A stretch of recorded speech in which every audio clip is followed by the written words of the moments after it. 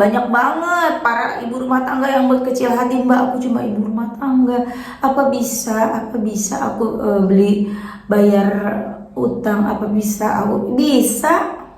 Kata siapa nggak bisa? Rizki itu bukan hanya untuk orang-orang yang bekerja. Bismillahirrahmanirrahim. Alhamdulillahirabbil alamin. Allahumma sholli ala sayyidina Muhammad wa ala ali sayyidina Muhammad. Assalamualaikum warahmatullahi wabarakatuh. Halo teman-teman, apa kabar? Mudah-mudahan teman-teman selalu dalam lindungan Allah Subhanahu wa taala. Amin ya rabbal alamin. Alhamdulillah, kali ini aku akan sharing testimoni lagi, testimoni salawat dari teman-teman kita. Jangan lupa teman-teman sebelumnya subscribe dulu ya, biar aku makin semangat bikin videonya. Dan buat teman-teman yang punya Instagram juga jangan lupa follow Instagram aku. Dan buat teman-teman yang punya testimoni salawat, langsung aja kirimkan testimoni kamu ke sini. Tapi mohon maaf kalau nanti aku jawabnya agak lama ya, langsung ditulis aja kisah yang teman-teman alamin ketika teman-teman istiqomah bersalawat, keajaiban-keajaiban salawat. Dan satu lagi buat teman-teman yang belum kebagian buku ini, jangan pernah lelah dan nikmati setiap salawat. Insya Allah ada lagi di aku, cuma sedikit ya, cuma ada 20 pisan aja, 20 piece lagi. Ini jangan pernah lelah dan nikmati di setiap salawat. Ini buku pertama aku, harganya cuma 55.000 aja. Insya Allah bisa menambah kita dalam semangat dalam bersalawat. Teman-teman bisa beli ke admin, ini nomornya, atau teman-teman bisa juga cari di Gramedia. Insya Allah udah ada di Gramedia, mudah-mudahan masih ada sih ya teman-teman, karena ini aku sendiri sebagai penulisnya juga udah nggak kebagian buku. Kemarin sempat aku tuh sempat yang pertama 500 piece ya waktu PO. Yang pada order melalui admin aku itu udah habis kan. Kemudian aku sempat stok 100 piece juga udah habis. Makasih ya teman-teman yang udah beli.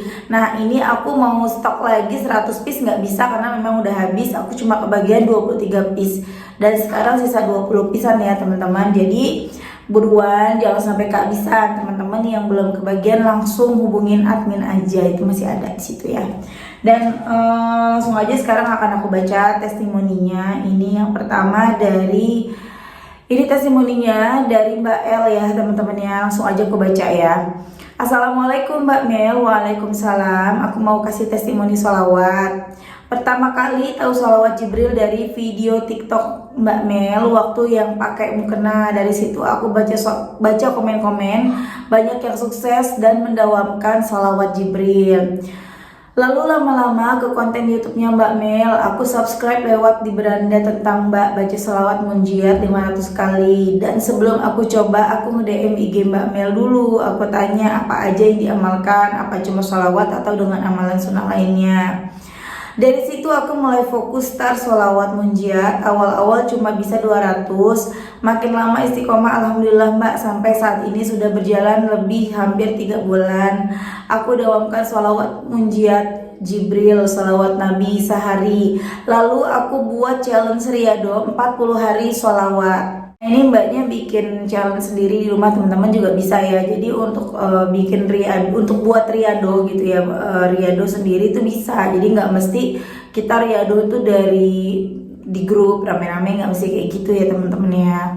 Ini mbaknya bikin tulisan sendiri, di checklist sendiri selama 40 hari kayak gitu. Gunanya apa ya? Buat menyemangati diri sendiri gitu loh, dicatat setiap harinya gitu ya teman-teman ya. Tahajud, duha, baca Quran, 4 surat utama, zikir, istighfar, salawat di sujud akhir, tahajud dan salat lainnya aku lamain Mbak, aku banyakin doa di momen itu. Qadarullah, atas izin Allah, saat sujud salah satu doaku meminta sama Allah agar suamiku diberi pekerjaan yang lebih baik dari tempat kerja sebelumnya. Dan sejak Covid 2 tahun lamanya nganggur, cuma kerja bantu-bantu aja di rumah kakak iparku. Itu pun kita harus LDR 1 bulan sekali ketemunya. Itu hasil challenge riadoku Mbak Mel start awal Januari. Dan Masya Allah, alhamdulillah keajaiban itu saya rasakan Mbak. Belum sampai 40 hari saya rutinkan semuanya. Lillahi ta'ala, hanya mengharap ridha Allah, ampunan Allah. Dengan mudahnya tiba-tiba suami dapat telepon dari bos adiknya suami. menginfokan ada proyek kerjaan, disuruh datang interview, besoknya Allahu Akbar langsung disuruh datang mulai kerja, dapat gaji lebih besar dari tempat kerja sebelumnya Mbak. Dan lebih bahagianya lagi, dalam hitungan bulan cicilan rumah kami yang cuti karena dampak Covid sudah mulai jalan. Di situ saya langsung sujud syukur, nangis haru Mbak Mel. Aku nggak nyangka doaku di sepertiga malam Allah ijabah. Aku minta suami dikasih kerjaan lebih baik dan dapat gaji lebih besar, dan Masya Allah benar Mbak, di tempat kerja lama suami gajinya 10 juta dan itu dicapai dalam kurun waktu 10 tahun bekerja karena perusahaan kecil.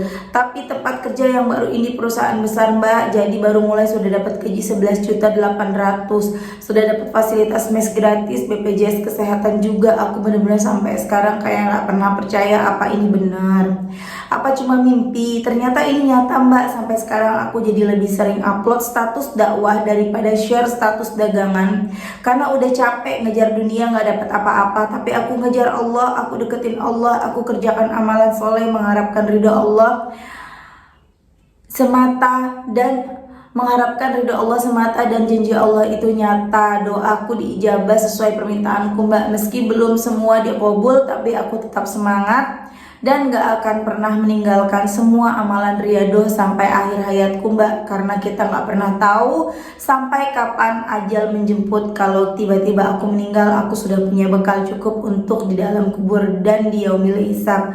Masya Allah ya teman-teman, itu tadi testimoni dari Mbak El, dahsyat sekali ya. Tuh ya kan, banyak yang mencekal aku, bukan mencekal apa ya, banyak yang tidak sepaham ya. Dulu tuh awal-awal aku mulai di TikTok, dakwah tentang sholawat di TikTok, ngajak teman-teman untuk bersolawat, punya masalah apapun, udahlah kita tuh ke Allah aja, deketin Allah, perbanyak sholawat, benerin sholat gitu ya. Tapi sebagian orang itu komentarnya nggak enak ya teman-teman ya, yang kira-kira begini, yang namanya kita mau sukses itu ya kerja, bukan cuma doa gitu kan. Ada lagi yang bilang ya semua itu harus kerja, pokoknya intinya tuh kita harus kerja keras, bukan hanya mengandalkan doa gitu loh. Nah, padahal di situ aku tidak mengajak teman-teman untuk tidak bekerja gitu loh. Kita tetap bekerja, cuma kita kencangin ibadah kita.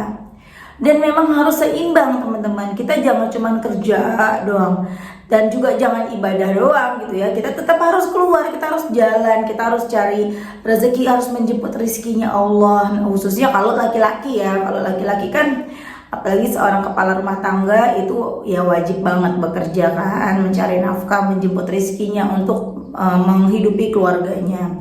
Tapi kalau yang perempuan, para istri yang di rumah ya, kecuali kalau para istri yang bekerja ya nggak apa-apa. Jadi jangan mengkotak-kotakan atau merasa aduh aku salah nih karena aku bekerja. Enggak, kalau memang harus bekerja ya nggak apa-apa. Nah, buat para istri yang di rumah yang tidak bekerja dengan berbagai alasan ya harus di rumah, itu juga jangan minder, jangan berkecil hati. Karena kita di rumah justru harusnya bersyukur, kita jadi bisa banyak lagi beribadah, kita punya banyak waktu beribadah. Walaupun ya di rumah itu 24 jam rasanya gimana ya, bosan ya teman-teman ya, capek ya, kerjaan rumah itu nggak ada habisnya. Kalau kita kerja di kantor, kalau kita bekerja, mungkin kita hanya kerja dari pagi sampai sore, ketemu teman-teman, stres hilang ya nggak teman-teman ya. Karena kan aku juga ngerasain, aku pernah bekerja dulu ya waktu aku masih ngajar. Kita ketemu teman, kita bisa ngobrol, bisa sharing, kita bisa ketemu banyak orang gitu kan. Tapi tiba-tiba aku harus di rumah, tinggal di rumah, ngurus anak. Dari aku nggak punya anak sampai punya anak, sampai anakku 2, itu bener-bener hari-hariku tuh yang namanya piring kotor nggak selesai-selesai, ada lagi dicuci, ada lagi, rumah udah dirapiin kotor lagi. Pokoknya 24 jam tuh kayaknya kita tuh apa ya, kasarnya tuh udah butak banget ya teman-teman, udah stres banget kayak gitu. Nah, tapi kita tetap bersyukur, kita manfaatkan waktu di rumah itu juga untuk memperbanyak ibadah. Yang paling ringan deh, sholat jangan tinggal. Kita, kelebihan kita para ibu rumah tangga, para istri yang di rumah adalah ketika azan kita bisa buru-buru salat, beda sama yang bekerja. Kalau bekerja kan aku ngerasain sendiri, waktunya azan dia nggak bisa buru-buru sholat karena pekerjaan gitu ya teman-teman. Dan itu juga jangan bikin teman-teman dan kalau memang seperti itu ya nggak apa-apa ya teman-teman ya, kecuali kita menunda-nunda sholat karena kita melakukan hal-hal yang kayak misalnya main game atau kita nanggung deh lagi ngobrol sama teman, ya itu salah. Tapi kalau memang kita bekerja harus diselesaikan, ya selesaikan dulu baru kita sholat gitu ya. Intinya ya teman-teman tahu lah ya, jangan disengaja lah gitu. Manfaatkan waktu teman-teman untuk sholat, buat para istri, para ibu yang di rumah untuk sholat tepat waktu. Kemudian banyakin sholawat dan jangan alasan, "Mbak tapi aku sibuk kerjaan rumah banyak, Mbak tapi aku sibuk sama anakku kecil-kecil." Jangan jadi alasan teman-teman. Baca sholawat tuh gampang banget. Kalian bisa baca sholawat sambil masak, sambil nyuci, sambil nyapu, sambil ngurus anak, sambil nyuapin anak, sambil nyusuin anak, bisa kok ya. Dan tidak harus pakai tasbih sepanjang hari. Shallallahu ala Muhammad, shallallahu ala Muhammad, shallallahu ala Muhammad. Teman-teman akan ngerasain bedanya ketika teman-teman sudah istiqomah bersolawat. Gak harus shallallahu ala Muhammad, Allahumma sholli ala Muhammad wa ala ali Muhammad, Allahumma sholli ala Sayyidina Muhammad wa ala ali Sayyidina Muhammad, kayak gitu. Cobain. Nanti dengan sendirinya teman-teman akan memiliki waktu yang lebih berkualitas dalam beribadah ya. Ya biasanya suka nonton drakor, jadi berkurang nonton drakor. Ya tetap nonton nggak apa-apa, nggak masalah ya. Tapi nanti jadi berkurang nonton drakornya, kayak gitu. Yang biasanya lebih senang ngerumpi, nongkrong di tempat tetangga misalnya, atau nongkrong di kafe segala macam, akhirnya lebih ke sayang deh waktunya, mendingan aku ibadah, mendingan aku ngaji, mendingan aku sholat, mendingan aku sholawatan. Teman-teman akan ngerasain sendiri, cobain, dan nanti satu persatu masalah teman-teman selesai. Dan aku takjub banget ya sama kalimat Mbak El. Udah sekarang mah aku nggak mau lagi upload, maksudnya lebih banyak upload share dakwah daripada share dagangan. Karena ketika mengejar dunia capek, tapi kalau aku mengejar akhirat, mengejar Allah, justru dunia datang. Bener banget teman-teman, itu bener banget. Jadi waktu aku dagang, waktu aku jadi, dulu aku sebelum aku fokus ke YouTube, aku tuh dulu jualan online teman-teman. Ya dimulai dari dropship, nyetok juga. Tapi ketika aku mengejar itu capek. Dan ketika aku mengejar, aku banyakin salawat aja, itu pembeli datang sendiri tanpa aku harus upload dagangan. Kalaupun upload, ya sekali dua kali, sebentar doang, itu pembeli datang sendiri ke rumah, kayak gitu teman-teman. Jadi ayo sholawatan, buat khususnya untuk para yang pada di rumah, para ibu, para perempuan yang di rumah yang belum bekerja atau yang tidak bekerja. Ayo kita sholawatan, kita doain suami kita doain anak-anak kita, keluarga kita, supaya Allah berikan rezeki yang barokah, Allah berikan kemudahan, kelancaran gitu. Ya jadi banyak banget para ibu rumah tangga yang berkecil hati, "Mbak aku cuma ibu rumah tangga, apa bisa aku bayar utang, apa bisa aku bisa?" Kata siapa nggak bisa? Rizki itu bukan hanya untuk orang-orang yang bekerja, semua orang itu ada rizkinya dengan jalan yang berbeda-beda loh. Dan ada juga yang ngomong gini, "Mbak aku selalu selawatan tapi rezekinya selalu dikasihnya melalui suami aku, dan suami aku pelit Mbak." Itu lucu ya teman-teman ya. Aku nggak tahu ya untuk khusus yang suami-suami pelit. Mungkin para suami ini punya, biasanya kalau suami itu suka nabung teman-teman. Jadi kesannya bagi kita para perempuan tuh pelit, padahal mungkin dia nggak pelit, dia menabung atau apa ya alasannya. Kan kita rumah tangga beda-beda ya teman-teman. Tapi intinya ketika kita menghadapi satu masalah yang tidak sesuai dengan keinginan kita pengennya suami tuh misalnya jujur, terbuka, ternyata suami kita tertutup, khususnya masalah keuangan. Kita pengennya suami kita tuh kalau ada rezeki mau membagi ke kita atau ke keluarga kita atau ke orang tua kita, misalnya lagi butuh mau ngasih gitu. Tapi ternyata dia nggak begitu gampang teman-teman. Doain, apa-apa tuh ngomong sama Allah, "Ya Allah, hamba butuh banget uang. Terima kasih Engkau berikan rezeki melalui suami hamba ya Allah. Tapi ya Allah, suami hamba gak mau ngasih ke hamba." gitu loh. Tapi suami hamba pelit, jangan pelit sih ya, nggak apa-apa dia terserah bahasanya teman. Tapi suami hamba nggak mau ngasih, ya Allah. Tapi suami hamba nggak mau berbagi, ya Allah. Padahal hamba pengen banget bantu orang tua hamba lagi butuh, tolong ya Allah. Karena memang rezekinya melalui suami hamba, mudahkan, lembutkan hatinya untuk mau membantu.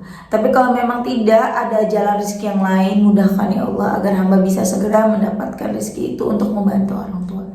Gitu teman-teman, ya.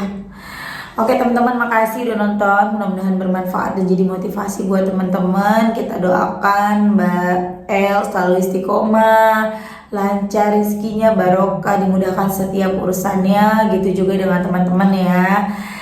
Terima kasih. Assalamualaikum warahmatullahi wabarakatuh.